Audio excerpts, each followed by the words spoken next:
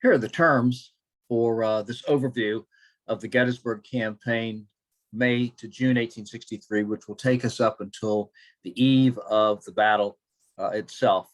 As I've indicated in the syllabus and elsewhere, we're going to interweave our discussion of American military history in general with a discussion of the Gettysburg campaign in particular, in order to give you a detailed idea of how a representative American campaign during the early U.S.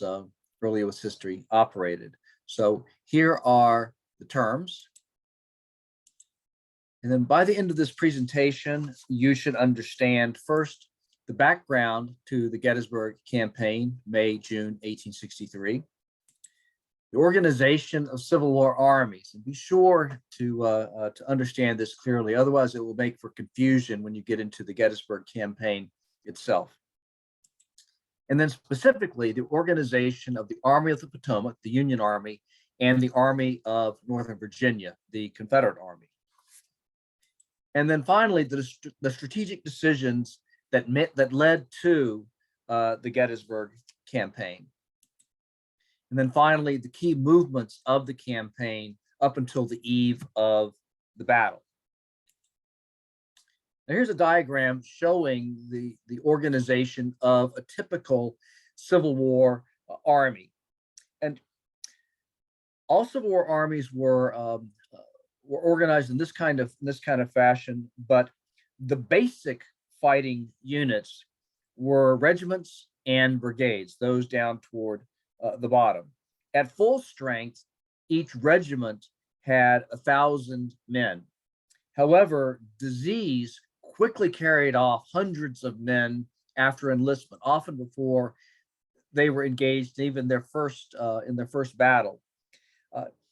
In fact, disease was a much higher cause of death during the Civil War than was combat. Then battles resulted in dozens more killed, wounded, or captured. And rather than replace the losses in an existing regiment, the practice during the American Civil War was to create new regiments instead, for reasons that I won't get into right now. But in any event, by 1863, an average regiment had about 400 men, and it was not unusual for some regiments to have fewer than 300. Now, regiments were led by colonels. Brigades were organized of 5 regiments typically, and a brigade was led by a brigadier general. Divisions, the next higher echelon, divisions were organized in between 2 and 4 divisions, with 3 being by far the most common number. And divisions were led by major generals. Now, the number of corps, the next higher echelon, varied greatly. At Gettysburg, the Confederate Army had 3 infantry corps totaling about 20,000 troops each. The Union Army had 7 infantry corps. Now, theoretically, a corps was supposed to be strong enough to defend itself against an entire enemy army for 24 hours. If it ran into an enemy army suddenly and unexpectedly, it could still hold its own. It could still defend effectively for about 24 hours until reinforcements came up to help to sustain them. But this discrepancy meant that Confederate corps were large enough to do this, were large enough to defend themselves for a period of up to 24 hours if necessary, which meant that they were capable of executing missions or assignments on active campaign by themselves. Union corps were not large enough to do this. And so in practice, Union corps, when they were on the march, had to operate in pickup teams of 2 corps working together, sometimes 3 corps working together in order to be operationally viable. So this is an awkward arrangement that frequently did create problems. Now, In 1863, here's another problem. In 1863, the Union Army had no rank higher than that of Major General. And so divisions, corps, and armies were all led by major generals. The Confederate Army had a more rational system. Major generals commanded divisions, lieutenant generals commanded corps, and full generals commanded armies. With the Union system of major generals operating at the division and corps and army level, if two major generals, say both commanding corps, came together and had to operate together, oftentimes they had to make a decision. Well, which of us has is senior according to date of rank?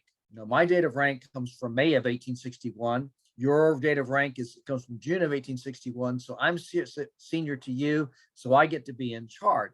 And there could be this kind of needless wrangling as these decisions were sorted out. Sometimes an army commander would simply say, so-and-so, General A is going to be in charge of the situation. But frequently this was not the case. And in any event, it created problems that could otherwise have been solved. Not until 1864 did the Union Army begin to resolve this problem, and never resolved it completely. Now, here is the organization of the Union Army of the Potomac at the outset of the Gettysburg campaign. Now, notice that on June 23rd, just 3 days before the Battle of Gettysburg began, the Army of the Potomac was given a new commander who barely had time to settle into the job before fighting the largest battle of the Civil War. Notice, too, that the Union Army had about 95,000 troops in all. However, not all of these were combat veterans. Some had been engaged mostly in garrison duty prior to the campaign and had only recently joined the Army of the Potomac.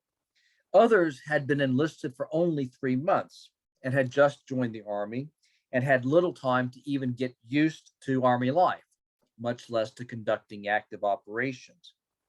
Now, an important advantage that the Union Army did have was a large artillery reserve, and artillery and cannon mean the same thing. Corps and division also had artillery attached to them. But the Union Army, in addition, had hundreds of cannon available to the Army commander that the Army commander could easily mass in support of any assignment that he deemed of a special importance. Here is the organization of General Robert E. Lee's Army of Northern Virginia. Although numerically smaller than the Union Army of the Potomac, Lee's army was composed almost entirely of combat-tested veterans. And so man for man was a better, more seasoned, more combat competent force. The main thing of note is that it had recently been reorganized. If you look down at the bottom, you'll see 2 diagrams that tell the story. The diagram at lower left shows its organization before the Battle of Chancellorsville in early May 1863. During that battle, which was a tremendous Confederate victory, one of the 2 corps commanders, Stonewall Jackson, was mortally wounded in action and died a short time later. And afterward, Lee did not feel confident in trusting half of his army's strengths in the hands of a single commander. And on top of that, he'd begun to have misgivings about having his army divided only into halves anyway. He was beginning to think about dividing them into thirds as a better mode of organization anyhow. So at any rate, after the death of Stonewall Jackson, Lee decided to reorganize his army into 3 corps. One of his corps commanders, James Longstreet, was a veteran who had been a corps commander before, and Lee knew that he could count on Longstreet. Longstreet was the most tested commander at the corps level by far. The other two new Corps commanders, Richard Ewell and A.P. Hill, had been division commanders before. They were top flight division commanders. Lee knew that they could function well at that level, but they were untested at the level of Corps command.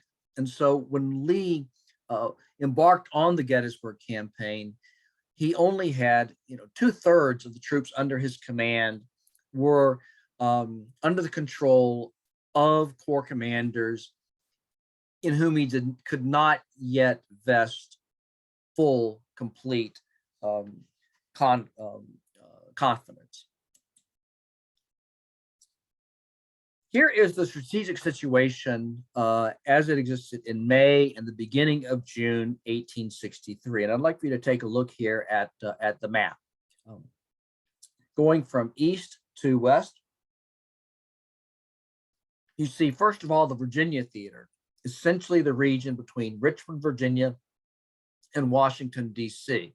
This is where the two main Union and Confederate field armies fought one another for virtually the entire duration of the Civil War. And most of the battles and most of what you've heard about the Civil War really has to do with things that occurred in the Virginia theater of operations. Then as you go to the west, you'll find that in Tennessee, you have a second major Union field army. This was called the Army of the Cumberland. It was under a guy named Rosecrans, who, by the way, was born in Delaware County, Ohio, just up the road here from Ohio State. He faced off against a Confederate general named Braxton Bragg. There were additional Union forces in the vicinity of Memphis, and then down in Mississippi, on the Mississippi River, just across the river from Louisiana, you will see a city. I've made sure that you can see it labeled Vicksburg. Now, Vicksburg was a river city on the Mississippi River. It was on a high bluff. There were plenty of Confederate cannon at the top to block Union navigation up and down the Mississippi River. It was the last major bastion that the Confederates had on the Mississippi River. And by mid-May 1863, Vicksburg and its garrison of about 32,000 Confederate troops had been surrounded by a Union army under command of General Ulysses S. Grant. And so after the Battle of Chancellorsville, the Confederates faced a major strategic dilemma.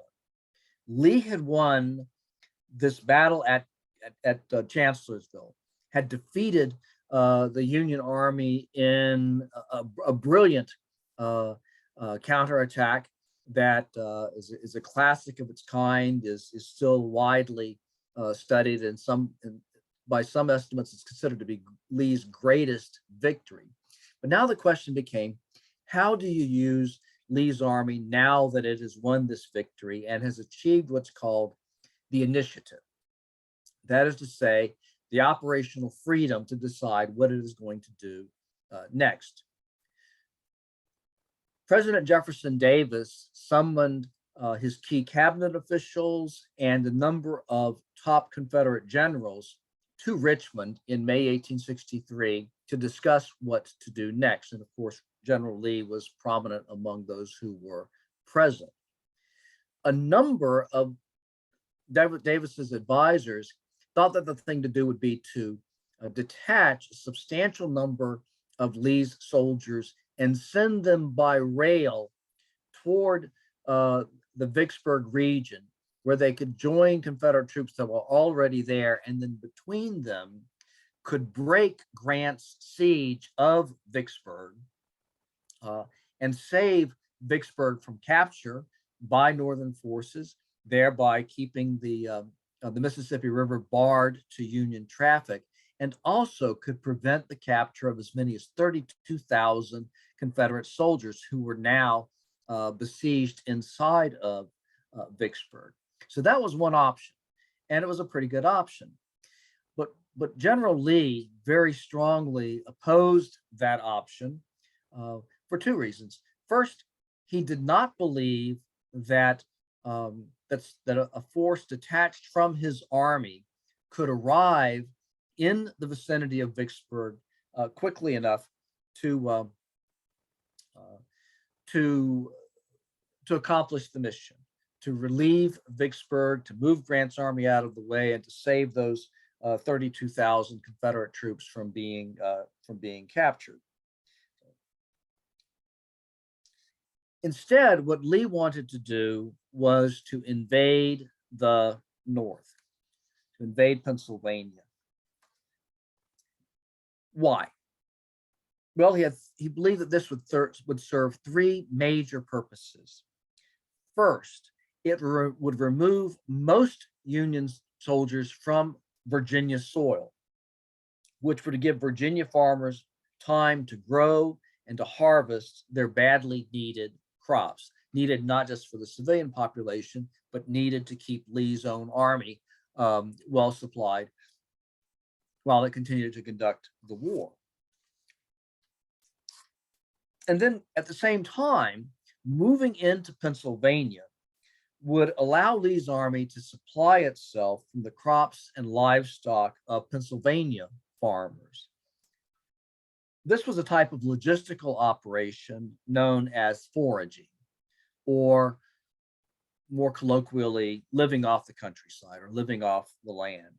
So that's the first reason, a logistical reason, allowing Virginia's farmers chance to plant and to harvest their crops, and a chance for Lee's army to subsist itself off of Pennsylvania farmers instead.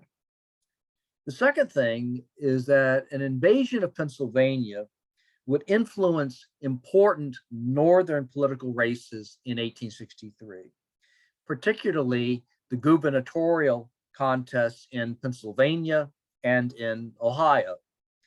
The Democrats opposed many of Lincoln's war measures, particularly his emancipation policy and his recent imposition of a military draft. And some Democrats, known as peace Democrats, favored a negotiated settlement with the Confederacy. And both the Democratic candidates for governor faced off, of course, against Republican candidates.